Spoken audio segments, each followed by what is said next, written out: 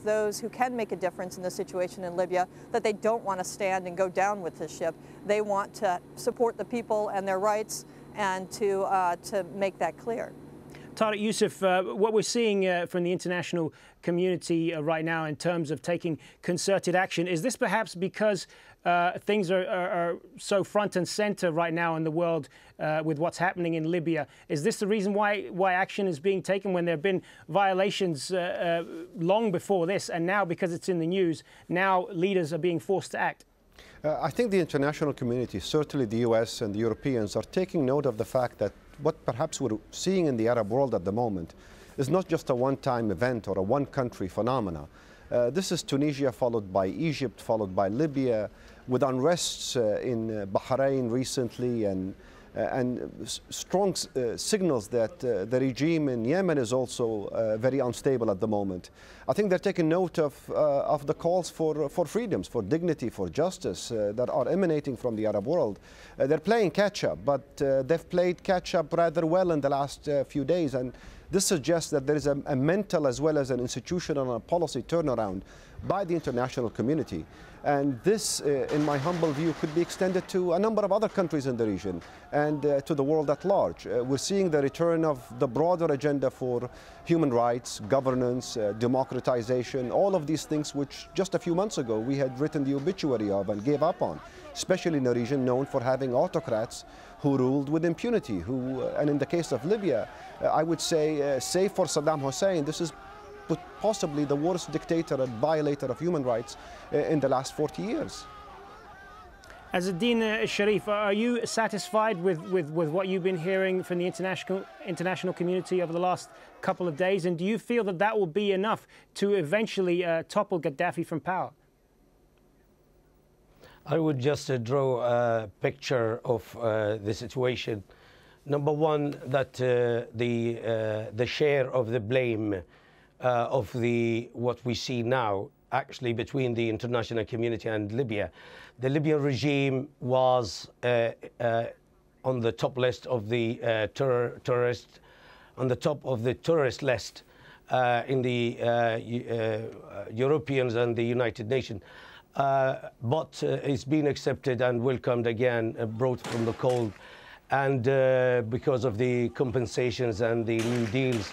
Also the collapse of the economy in Europe and around the world.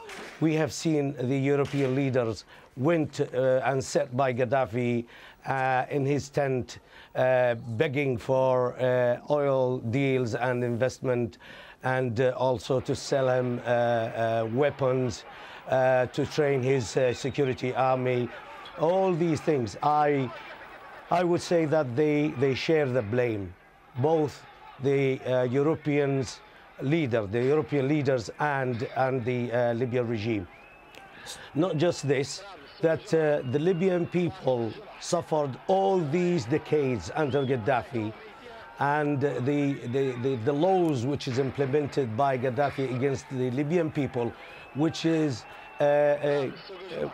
absolutely crash, or they don't go with the international law, also the human rights conventions, and we have campaigned since 2006 to raise awareness here in the UK, writing to MPs, writing to the previous government, and try to bring the attention to them. And we have received an answer from Gerard Kaufman. Gerard Kaufman, my MP, he wrote to us in response of our question, why and how can Britain make deals with a dictator like Gaddafi? And his response was, if we don't make deals with dictators like Gaddafi, we are not going to have business with anyone.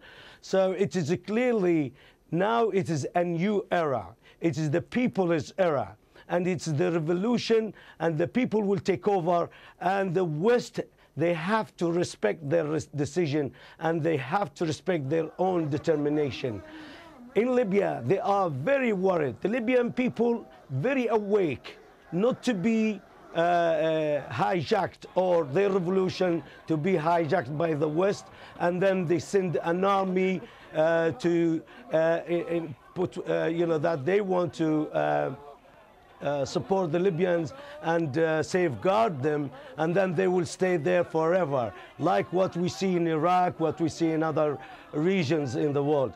We want to make sure that the international community, the UN, the European, the EU, Peggy, and the whole world. Peggy Hicks, if I could just Yes. turn back to you for a moment on this. Is there a sense here that certain Western nations basically got their fingers burned here for spending too much time cozying up to Gaddafi's regime, and that this is really the only reason that they're acting now? Well, I think the point obviously does come following directly on Mubarak's fall in Egypt. I mean, that you can't separate the two in that way. And in that case, of course, there was, incredible concern over the fact that this person who had been had so much support from allies like the U.S., military aid as well. That decision, now that the people were rising up in a different direction, looked very short-sighted. Gaddafi, I think, is a somewhat different case in that there obviously was less of that sort of cozy relationship. But I think your speaker is absolutely right that there are those who were trying to do deals and move things forward. And I think this does show that those types of short-term calculations of what's good business may not make sense in a longer-term reality where it increases instability and violates people's rights, and we absolutely have to stand by the people. Sorry to interrupt, but if events in Libya, events inside Libya essentially die down and we reach some sort of a stalemate there, and it's not at the top of the headlines every day as it has been for the last week or so, are you confident that the diplomats in Geneva will follow through on what they've been saying? Yeah, I think the tide on this one has turned very substantially. And I do think that there will be follow-through. It's a question, of course, how effective some of that will be, but I think that the tools that are in place, the asset freezes, as I mentioned, the arms embargoes, the travel bans, the possibility of the ICC engaging in a very substantial way. And remember, the Human Rights Council itself put in place a commission of inquiry to investigate the abuses that are occurring as well.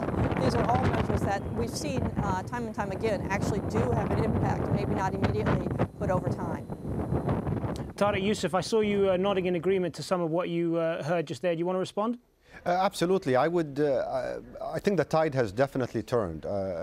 You can no longer hide what's happening in your country, notwithstanding whatever efforts that are being made to kind of conceal and create confusion.